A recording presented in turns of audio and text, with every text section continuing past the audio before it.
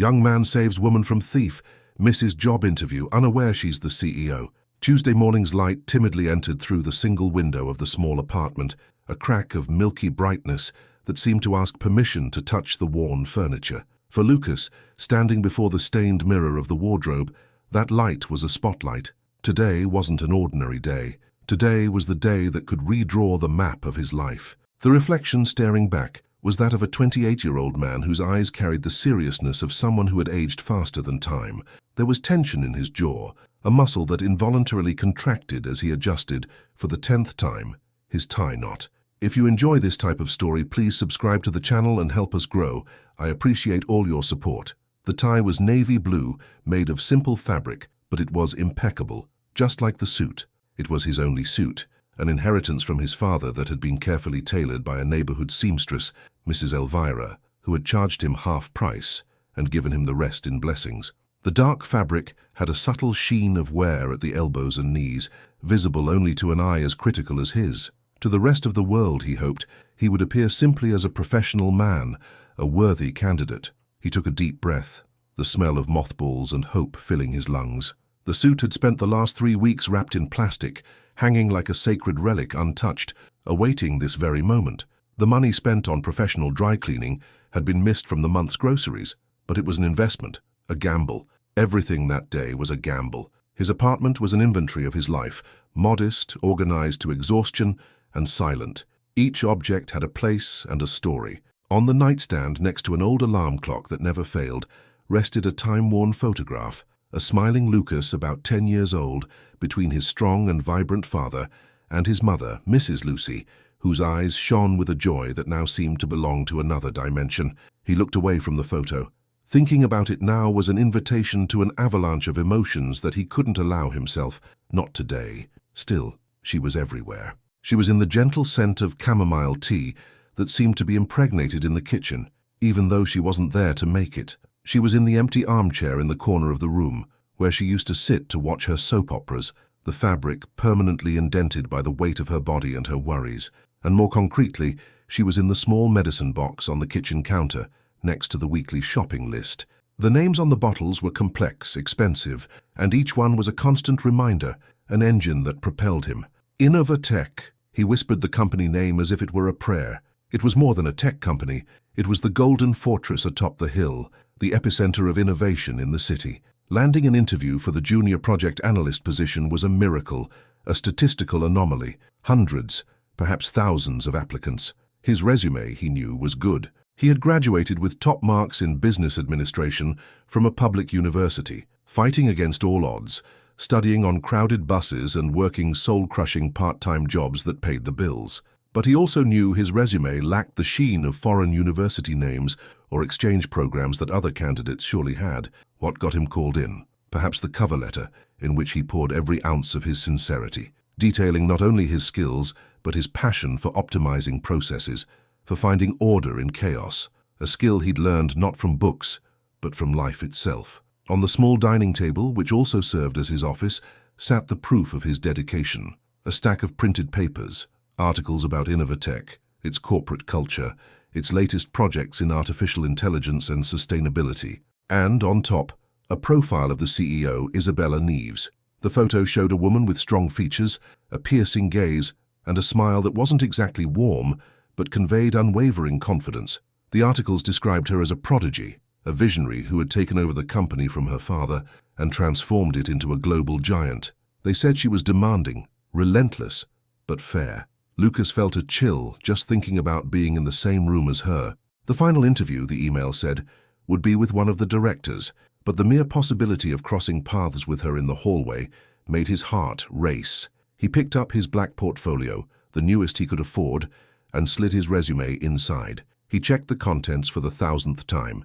Resume, copies of certificates, ID, everything in order. He glanced at the kitchen wall clock, 7:15. The interview was scheduled for 9 o'clock. The bus ride would take about 50 minutes if traffic cooperated. He planned to leave at 7:30, to have plenty of time. Arriving early was imperative.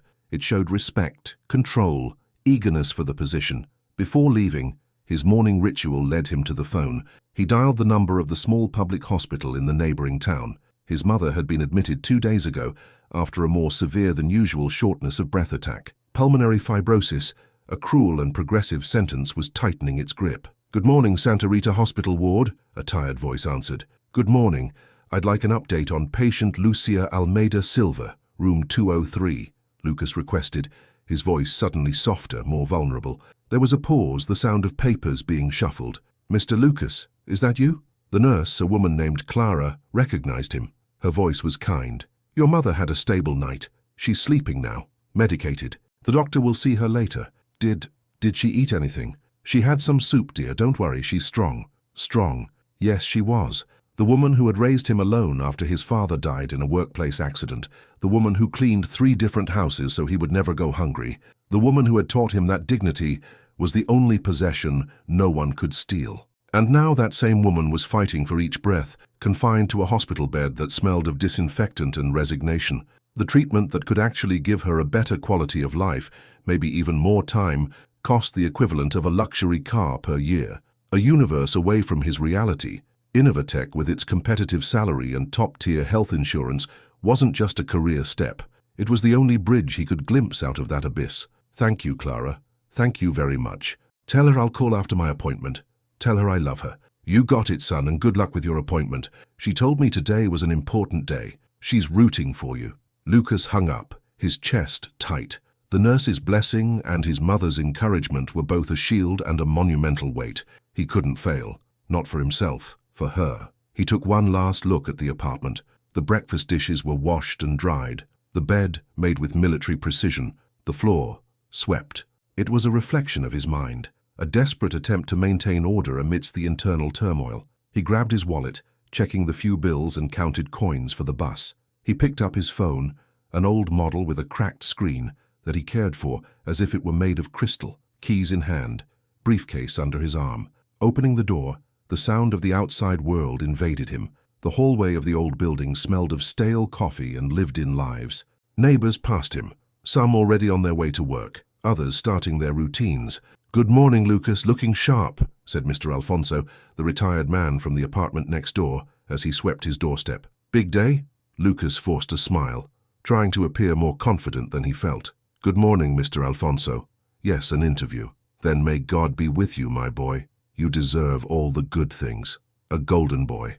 Mr. Alfonso's kindness warmed his heart. It was these small connections, this invisible community of people fighting the same daily battles, that kept him going. He thanked him and descended the 3 flights of stairs, his dress shoes making a determined echo on the cement steps. The street greeted him with the familiar chaos of the outskirts, the noise of cars, loud music coming from a window, the smell of fresh bread from the bakery on the corner. He walked with firm steps toward the bus stop, his posture erect, his chin held high. Outwardly, he was the image of the professional he aspired to be. Inwardly, he was a knot of nerves, hopes, and silent prayers. The bus appeared at the end of the street, large and noisy, his transport to the border between the world he knew and the world he needed to conquer. As he climbed the steps and paid his fare, he felt as if he were embarking on a journey of no return. The first step toward a new life had just been taken. The bus groaned and sighed as it closed its doors, isolating Lucas from the world he knew and propelling him toward the unknown. He found a lone seat by the window, a small throne of plastic and torn vinyl that at that moment seemed the loneliest place in the world. The black briefcase rested on his lap, a fragile shield against the anxiety bubbling in his stomach. He held it with both hands, his knuckles white, as if he feared it might sprout wings and fly away, carrying all his hopes with it. As the heavy vehicle crawled through the streets, the scenery outside the window transformed into a visual chronicle of the city's inequality. The exposed brick houses, with their unfinished walls and clothes hanging on makeshift clotheslines, gave way to more uniform townhouses, then to small apartment buildings with security bars. The neighborhood stores with hand-painted signs were replaced by vibrantly colored franchises. The asphalt became smoother, the sidewalks wider. Lucas observed everything with the attention of an anthropologist studying a foreign civilization. He didn't belong there, not yet, but he memorized every detail, every street sign, every facade, as if he were studying the map of a territory to be conquered. His mind was a stage for frantic rehearsals. "Tell me about yourself." The most dreaded question of any interview. What would he say? My name is Lucas, I'm 28, I have a degree in business administration, and my biggest motivation is to get my mother out of a public hospital before it's too late. No, not that. Professionalism. Focus. I am a proactive and results-oriented professional with a strong passion for optimizing processes and maximizing efficiency. During my last internship, I implemented a new inventory organization system that reduced product location time by 15%. The phrase sounded robotic, over-rehearsed, even in his thoughts. He closed his eyes for a moment, trying to find a balance between the sincerity that defined him and the competence the market demanded. The bus made a sharp turn, entering one of the main avenues downtown, and then he saw it. Rising above all the other buildings, a monolith of glass and steel that seemed to scrape the blue sky, stood the Innovatech building. The morning sun glinted off its mirrored windows, creating a dazzling, almost divine sheen. It was a beacon, a symbol of power and modernity that made everything else seem small, antiquated. Lucas felt a lump in his throat. It was real. He was going there. That concrete and ambition giant could, in a few short hours, become his place in the world. A surge of adrenaline coursed through him. He needed to calm down, organize his thoughts. Acting on impulse wasn't an option. Impulsively, he pulled the cord. The stop signal sounded, shrill. He would get off here, 2 stops earlier than planned. The idea of arriving directly from the bus, crumpled and smelling of public transport, suddenly seemed unacceptable. He needed air. He needed to walk, to feel the ground of this new territory under his feet, to arrive as an equal, not an outsider. As he stepped off, the air that greeted him was different, cleaner perhaps, or maybe it was just the absence of the familiar smells of his neighborhood. The sound was different too. It wasn't the chaotic noise of mixed voices and music, but a constant, purposeful hum. The purr of expensive cars, the click-clack of elegant shoes on the polished granite sidewalks, the distant murmur of conversations about business and markets. The people passing him were like figures from a magazine, men in impeccably tailored suits, speaking into wireless earbuds, women with designer bags and an aura of confidence that seemed as essential an accessory as their high heels.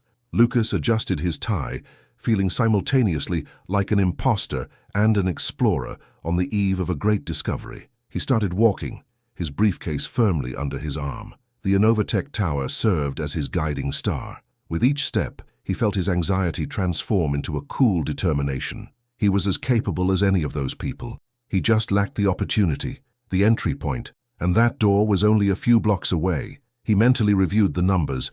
Innovatech had grown 23% in the last fiscal year.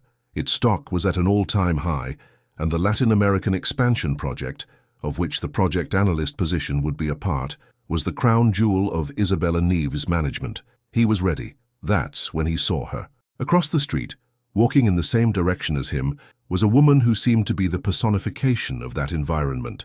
Tall, slender, wearing a light grey pantsuit that seemed to have been tailored to her body. Her hair was pulled back in an elegant bun, and she was speaking on the phone with calm authority, occasionally gesturing with her free hand. Her bag, a piece of dark leather that looked unmistakably expensive, swung gently at her side. Lucas didn't recognize her as the CEO, but he saw her as an archetype. Success. She was the image he had in mind when he thought about who he wanted to become. He looked away, slightly embarrassed by his observation, and focused on the crosswalk in front of him. He waited for the signal to turn green, his mind already jumping to the reception area of the building, to the handshake, to the first question.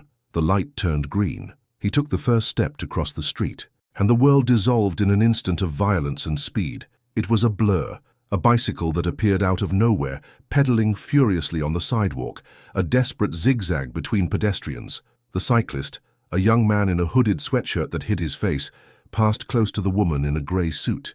In a quick and brutal movement, he reached out and snatched her purse from her shoulder. The woman's scream was sharp, a sound of pure shock and violation that cut through the city's hum like a razor. She stumbled, almost falling, one hand going to her now empty shoulder, her face a mask of disbelief. For a fraction of a second, time froze. The scene was etched into Lucas's retina with terrible clarity.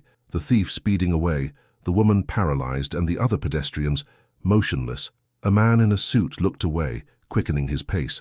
A group of young people stopped, but their cell phones rose, their screens gleaming in the sun, more interested in capturing the drama than in intervening. The world around simply watched.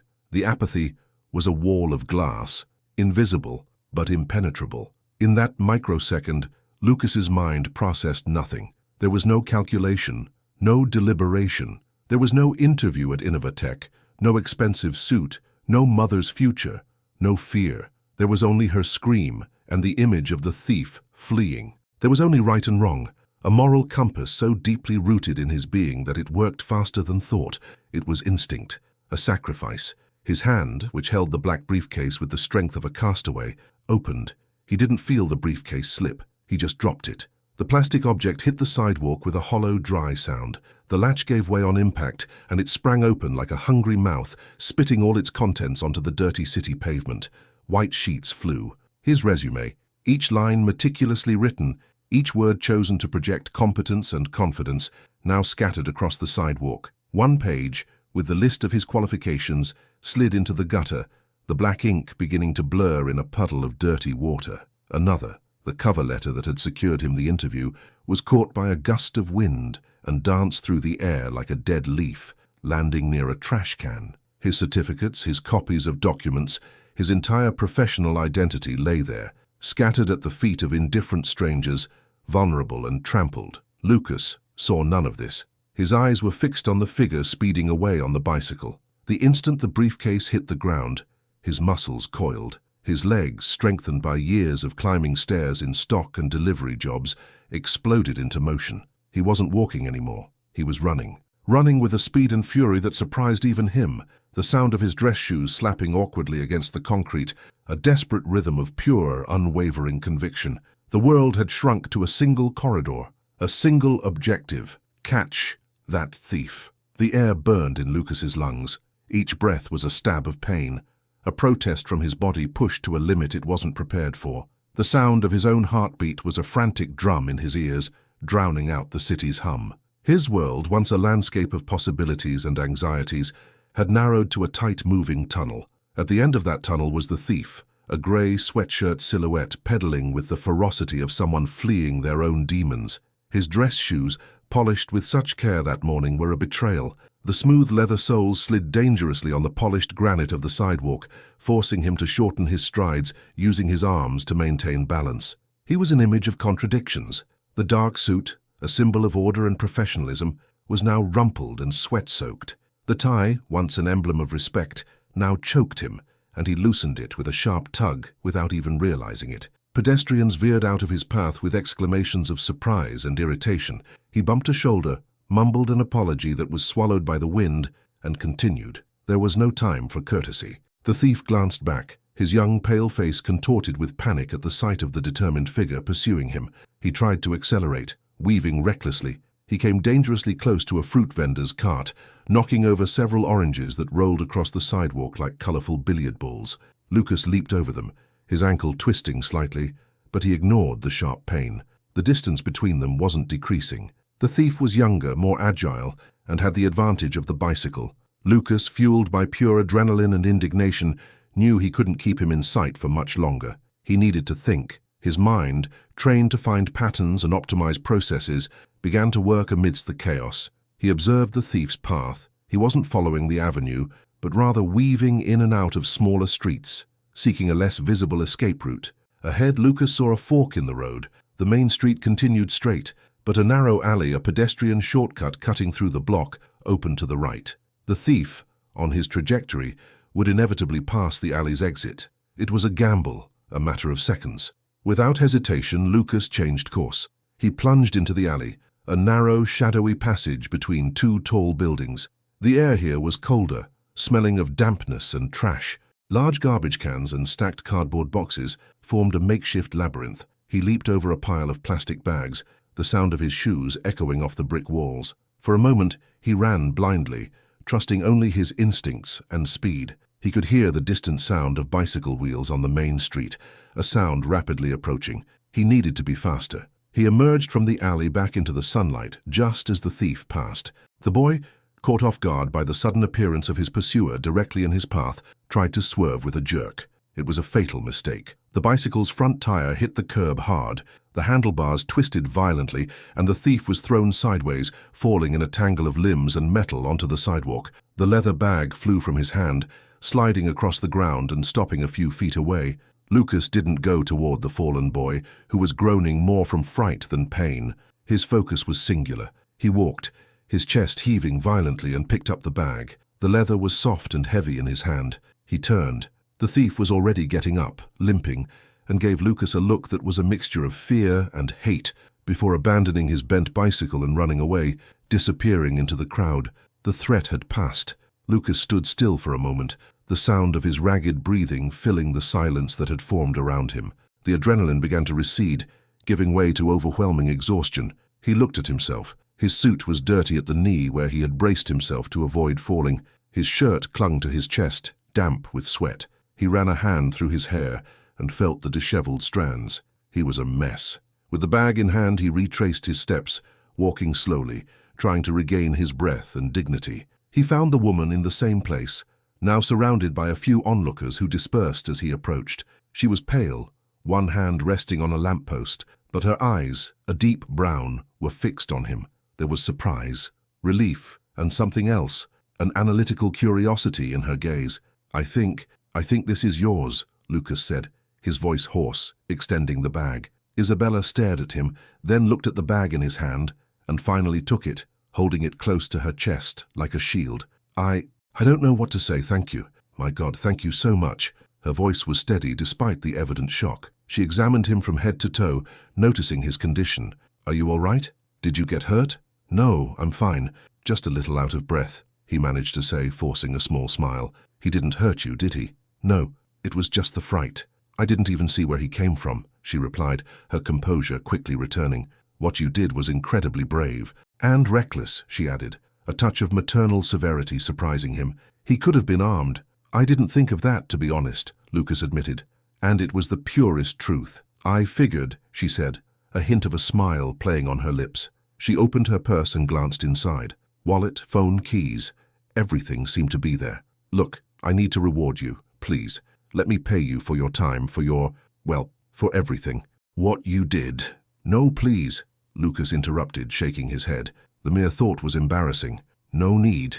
Really. I just did what anyone would have done." They both knew that wasn't true. The circle of indifferent onlookers from minutes ago was proof. "No one else did anything," she retorted, her voice direct. "I insist. Your suit is ruined. Let me at least pay for the dry cleaning. And lunch. Please. Accept." She opened her wallet, her intention clear. For her it was standard procedure. A problem had occurred, a service had been rendered, albeit unsolicited, and payment was the logical conclusion. "Ma'am, I appreciate it, truly, but I can't accept," Lucas said, his refusal polite but unwavering. There was a line of dignity he wouldn't cross. Accepting money would transform his instinctive act into a transaction, and that was something his character wouldn't allow. "I'm glad I could help. Now, if you'll excuse me, I really need to go." It was at that moment that his gaze, almost accidentally, fell upon the facade of a bank across the street. Above the glass door, a large digital clock displayed the numbers in an unforgiving red. 8:58. The number hit him with the force of a punch to the stomach. The air he had fought so hard to regain seemed to be sucked from his lungs in one fell swoop. 8:58. The interview was at 9. It took at least a 5-minute brisk walk to the Innovatech Tower. There was no room for error. There was no time for anything. The blood drained from his face. The woman in front of him noticed the instantaneous change. The calm, breathless hero disappeared, replaced by a man in silent panic. His eyes widened, his complexion shifting from a red flush of exertion to a ghostly white. "Are you all right?" Isabel asked, genuinely concerned. "The time. I'm late," he stammered, his voice a thread. Reality fell upon him like an anvil. His future, his chance, the bridge to his mother's salvation. Everything was dissolving with each passing second. His gaze swept the sidewalk, and only then did he seem to remember.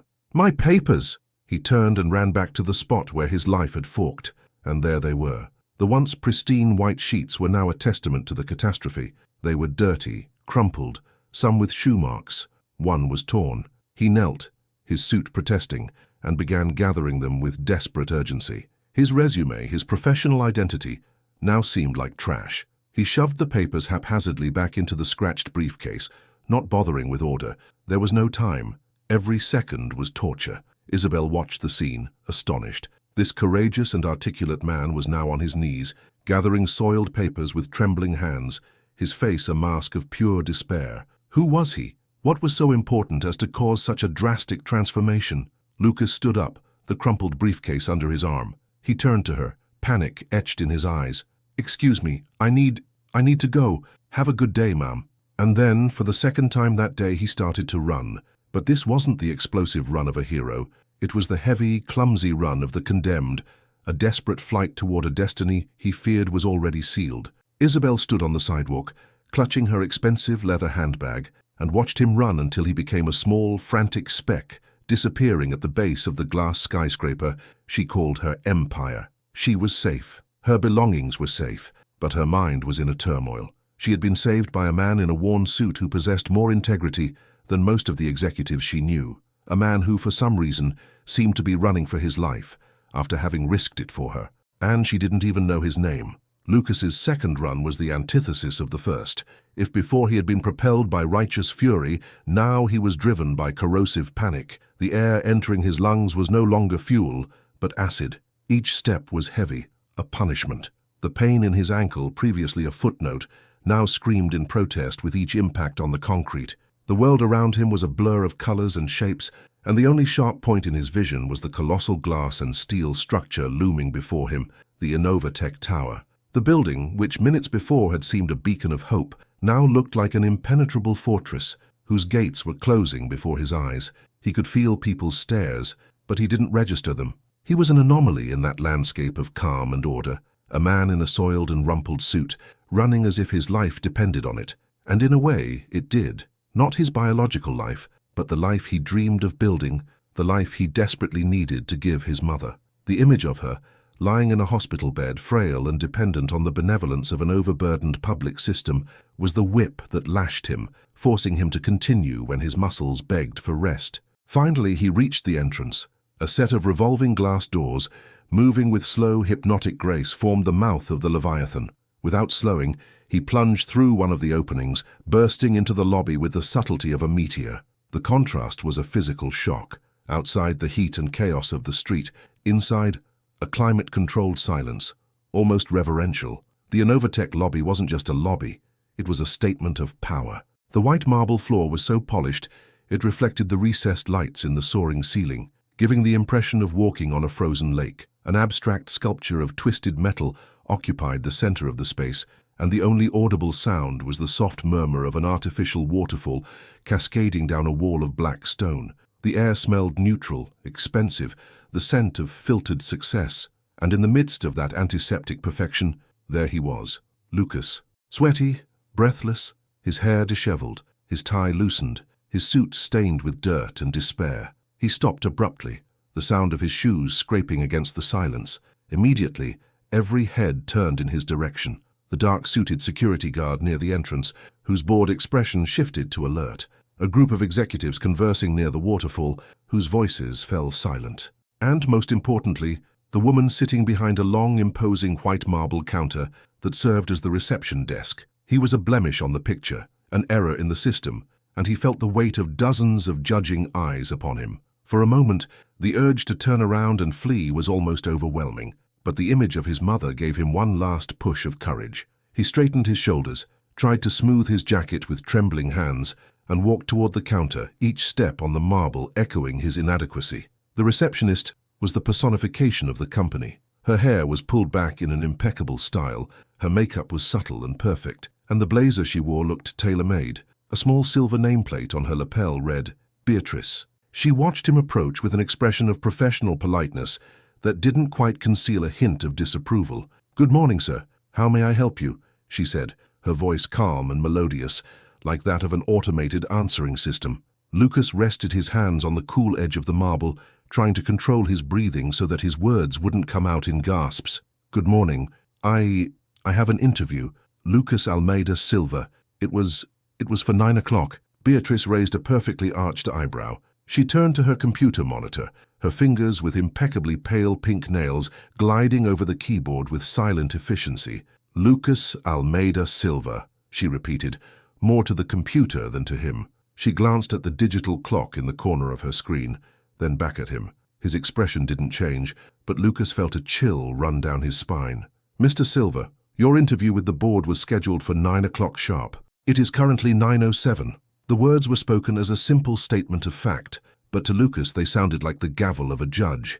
I know, I'm sorry," he said, his voice filled with an urgency that sounded almost pathetic. "I had a terrible unforeseen event on my way here. A robbery. I had to help a lady.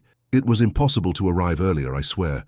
I ran as fast as I could." He looked at her, hoping to see a flicker of understanding, of empathy. He found nothing. Beatrice stared at him with the same impassive politeness, as if he were telling her a story about the weather. "I understand that unforeseen events happen, sir," she said, using a tone that suggested she didn't understand at all. "However, punctuality is one of the core values of Innovatech's culture. Our directors' schedules are planned down to the minute to optimize productivity. Failure to appear at the scheduled time is, unfortunately, interpreted as disinterest." "No, absolutely not. I'm very interested," Lucas protested, his voice rising slightly. "This opportunity is the most important of my life. Please, couldn't you just let them know I arrived? It's only 7 minutes. I can explain what happened. Anyone would understand." "The decision is not mine to make, sir," she replied, her professional calm serving as an ice wall. "The guidelines I receive are very clear. Our CEO, Ms. Isabella Neves, believes that respect for others' time is the first indication of a professional's character. Lateness, regardless of the reason, is not tolerated in the selection process." The CEO's name, the woman from the articles he had studied, was mentioned, but in his panic the information passed him by unregistered. All he heard was the word "no." Desperate, he opened his briefcase on the counter. The crumpled and dirty papers presented themselves, a shameful proof of his chaotic morning. "Look, please, I was ready. I prepared for weeks for this. Something happened on the street. I couldn't ignore it. I couldn't just walk by and pretend I didn't see it." Beatrice looked at the papers with a brief flicker of something that might have been pity, but it was quickly suppressed. "I'm truly sorry, Mr. Silva, but there is absolutely nothing I can do. The next candidate has already been called in, and the selection process needs to continue. Positions at Innovatech are extremely competitive." She then delivered the coup de grace, wrapped in a corporate formality that was crueler than any insult. "We will keep your resume in our database. I wish you good luck in your future professional endeavors." The end. The words, so polite, so final, hung in the air. Lucas stood, his mouth slightly open, but soundless. There was nothing left to say. No more arguments, no pleas. The door had been closed and locked in his face. The energy that had kept him going, the adrenaline, the panic, all drained away at once, leaving behind a vast, icy void. He felt the weight of failure on his shoulders, a physical weight that bowed him forward. He slowly gathered his humiliated papers, stuffing them back into his briefcase. He mumbled a barely audible "thank you," not to her, but to the air itself. Without looking at the receptionist again, he turned. The lobby, once imposing, now felt oppressive. The looks that had been judgmental now seemed to be pity, which was infinitely worse. He walked back to the revolving doors, his steps now slow and dragging, the sound of his defeat echoing on the polished marble. Stepping out into the sunlight, the world seemed sharper, but also crueler. The colors were more vibrant, the sounds louder. The city continued its indifferent rhythm, oblivious to the collapse of his particular universe. He moved away from the tower entrance, searching for a place to hide, to breathe. He found an empty park bench, a little distance away, under the shade of a small tree. He let himself fall onto it, his body heavy as lead. He opened his briefcase on his lap and looked at the cover of his resume. There was a dirty shoe print right in the middle of his name. A damp stain blurred the description of his academic background, the same background he had fought so hard for. It was a perfect metaphor for his dreams at that moment. Trampled, stained, and illegible. The choice he had made on the street, the act of courage, now seemed a monumental stupidity. He had saved the purse of a wealthy woman he would never see again, and in return, he had sacrificed the only real chance he had to change his life and his mother's life. The scales of cosmic justice seemed terribly unbalanced. He had done the right thing, the thing his father and mother had taught him to do, and his reward was humiliation and failure. A wave of despair so overwhelming hit him that he could barely breathe. He rested his elbows on his knees and buried his face in his hands, the fabric of his pants muffling a dry, bitter sob. There, sitting on an anonymous bench, overshadowed by the glass towers that represented a world to which he did not belong, Lucas cried. He cried for the lost opportunity, for the injustice, and above all, for the image of his mother, whose hopeful face he would have to meet without having any good news to give her. He had lost. In every sense of the word, he had lost. The private elevator ascended the 50 floors of the Innovatech Tower in swift, pressurized silence. For Isabella Neves, that daily commute was a cocoon, a transition between the chaotic world below and the controlled universe she inhabited at the top. That morning, however, the silence wasn't comforting. It was heavy. The leather handbag, now clutched in her lap, felt like a foreign object, an artifact of an event that didn't belong in her meticulously planned life. Her hand still trembled slightly, a betrayal her mind refused to acknowledge. She was a woman of control. Control over her company, her emotions, every minute of her day. The mugging had been a brutal violation of that control, but what disturbed her most profoundly wasn't the violence of the act, but the stranger's reaction. The image of him running without hesitation, the sound of his briefcase hitting the ground, the expression of genuine panic when he saw the time. It replayed in her mind like a film on loop. Entering her office, a vast space with glass walls offering a panoramic city view, she tried to reconnect with her routine. The environment was a reflection of herself, minimalist, elegant, and functional. A large dark wood desk, an ergonomic chair, and on the walls, instead of art, whiteboards filled with flowcharts and growth targets. Power was the only decoration needed. Her assistant, an efficient young woman named Camilla, waited with a tablet in hand and a worried expression. "Ms. Neves, I heard what happened. Security informed me. Are you all right? Should I cancel your morning meetings?" "No, Camilla, I'm perfectly fine," Isabella replied, her voice firmer than she felt. "There was no harm, just a setback. Let's proceed with the schedule." She placed the bag in a corner, as if wanting to get rid of the physical evidence of her vulnerability. "What's on the agenda for 9? "The final round of interviews for the junior project analyst position," Camilla said, consulting the tablet. "The first candidate is scheduled for 9, Mr. Richard Gusmao." "Right. Ask Beatrice at reception to send him in 10 minutes. I need coffee." "Strong," Isabella ordered, already sitting at her chair and turning on her computer. She tried to immerse herself in emails, market reports, the numbers that were her native language. But the letters and graphs seemed to blur. The image of the man's face, the way his eyes widened in despair, overlaid everything. Why had he been so desperate? What was in those papers he'd gathered from the ground with such care? A contract, a lawsuit, a deed. The discrepancy between his altruistic courage and his subsequent panic was a puzzle her logical mind couldn't solve. The intercom buzzed. It was Beatrice from reception. "Ms. Neves, good morning. Just to inform you that the 9 o'clock candidate Lucas Almeida Silva didn't show up. I've dismissed him according to protocol. He arrived 7 minutes late." Isabella felt a pang of irritation. "Right, Beatrice. Well done. Lateness is unacceptable. Call the next candidate." She hung up, shaking her head. This was why she'd instituted that policy. Lack of punctuality to her was a symptom of a larger disease, a lack of respect, commitment, seriousness. If a candidate couldn't even arrive on time for the most important interview of their life, how could they manage the deadlines of a multi-million-dollar project? The rule was harsh, but efficient. It filtered out the weak, the disorganized. The name, Lucas Almeida Silva, vaguely rang a bell, but she dismissed it.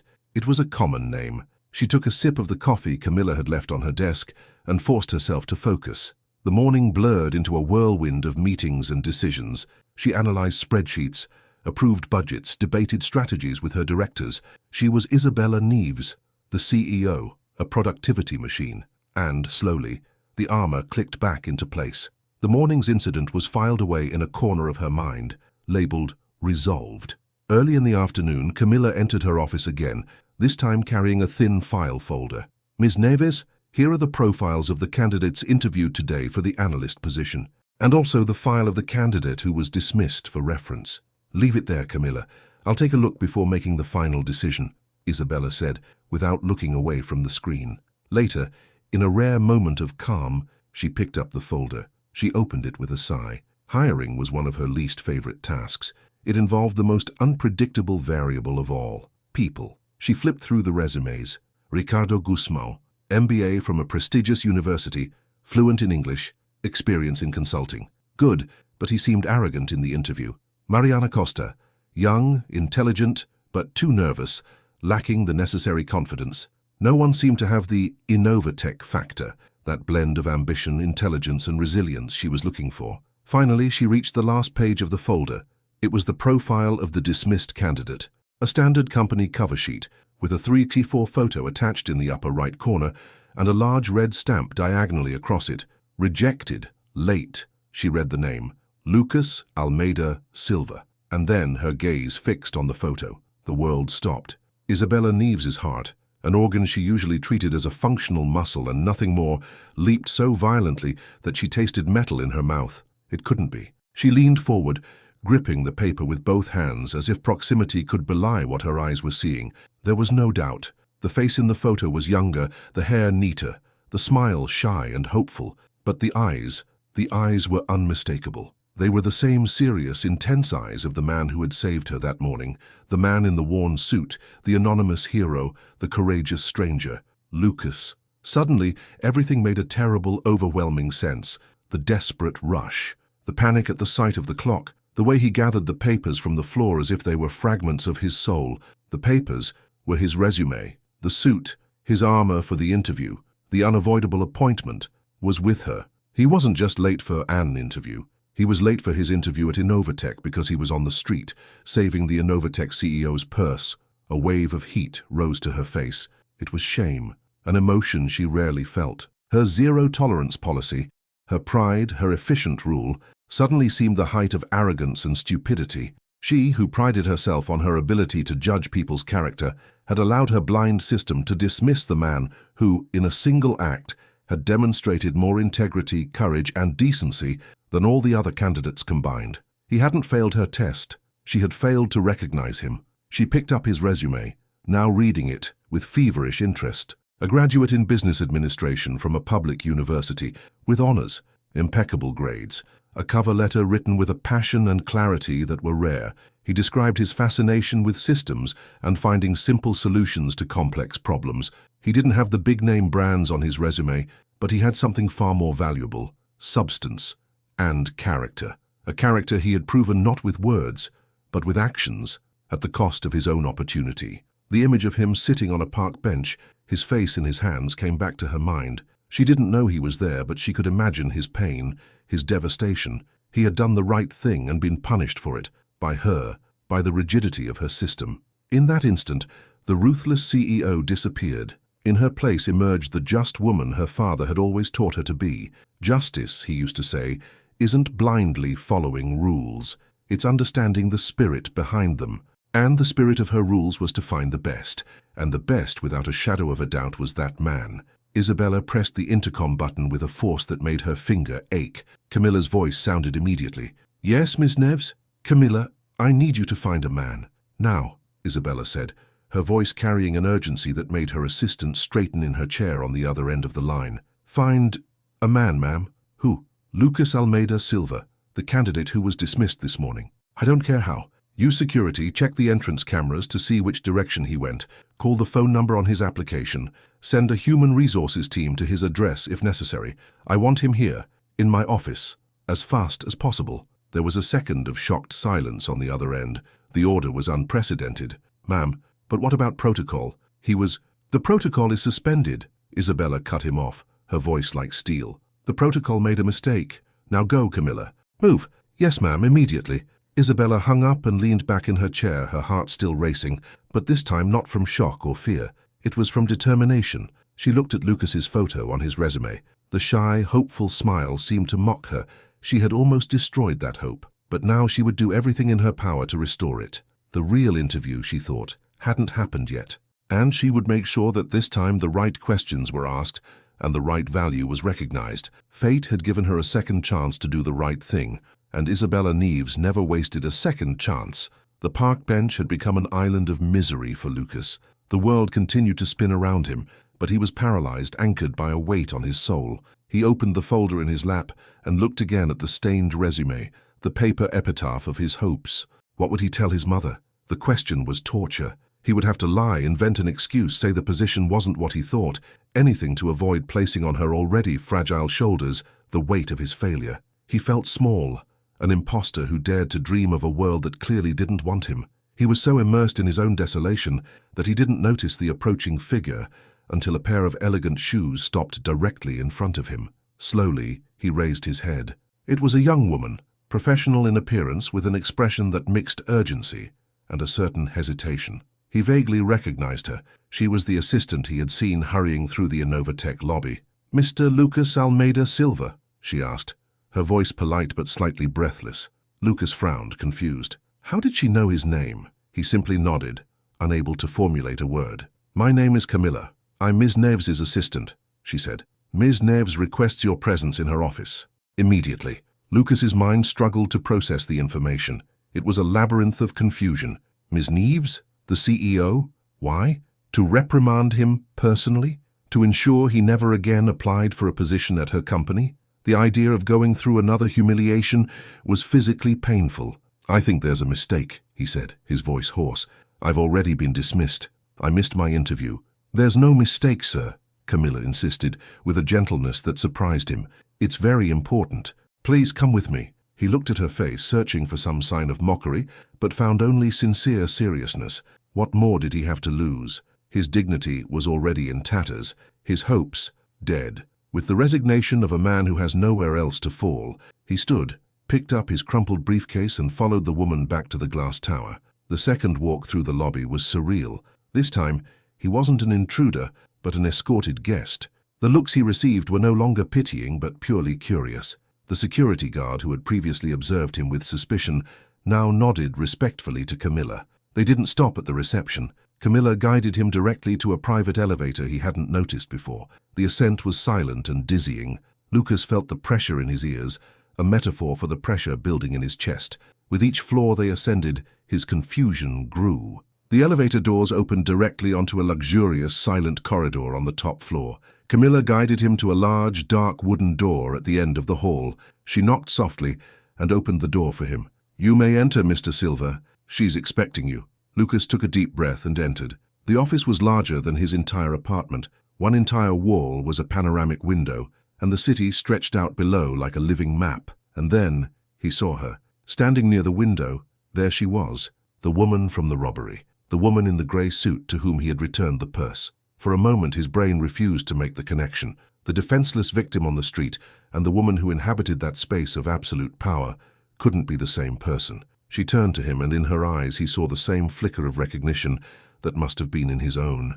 Isabella Neves, the CEO, the woman he had saved. "Mr. Lucas," she said, her voice calm but charged with an emotion that hadn't been there on the street. "Please come in. Have a seat." He remained standing, paralyzed by the revelation. Isabella gave a small smile, a genuine and slightly sad smile. "I think we got off on the wrong foot. Twice, first on the street and then down there." She walked slowly to her desk, but didn't sit. Instead, she picked up a single sheet of paper. It was one of the pages of his resume, the one with the shoe mark. She held it as if it were a precious document. "When my receptionist informed me that a candidate had been dismissed for being 7 minutes late, I agreed with the decision," she began, looking directly into his eyes. "I have a very strict policy on punctuality. I've always believed it's the cornerstone of respect and professionalism." She paused, and her gaze softened. "But today, I learned that there are things more important than the clock. Today I learned that sometimes the greatest proof of a person's character lies precisely in the reason for their lateness." Lucas felt the floor disappear beneath his feet. He couldn't speak, only listen. "You missed the most important job interview of your life because you stopped to help a stranger on the street," Isabella continued. "You risked your safety, literally dropped your dreams on the sidewalk for someone you didn't know. And then, when I insisted on rewarding you, you refused. You didn't want a prize. You just did what you believed was right." She moved closer, extending the stained sheet of paper. "This," she said, gently touching his name, "tells me your qualifications. And they're excellent. But what you did today tells me who you are. And that, Mr. Lucas, that's not on any resume." Tears welled up in Lucas's eyes. Tears not of sadness, but of an overwhelming emotion he couldn't name. It was validation. It was redemption. "Your interview didn't begin when you walked into this room," Isabel said, her voice thick with emotion. "It began on that sidewalk, and you passed with the highest score I've ever seen in my entire career. Innovatech doesn't just need smart employees, it needs good people, people with integrity, people like you." She retreated to her desk and looked at him with a new authority, the authority of a leader who had found exactly what she was looking for. The junior project analyst position is yours, Mr. Lucas, if you want it, and honestly it would be an honor for my company to have you on our team. The sob Lucas had held back in the square finally escaped, but it was a sound of pure relief. The tension that had accompanied him for weeks, for months, for years dissolved. He thought of his mother, of the silent promise he had made to her, and for the first time in a long time, he knew he could keep it. "Yes," he managed to say, his voice cracking. "Yes, I accept. Thank you."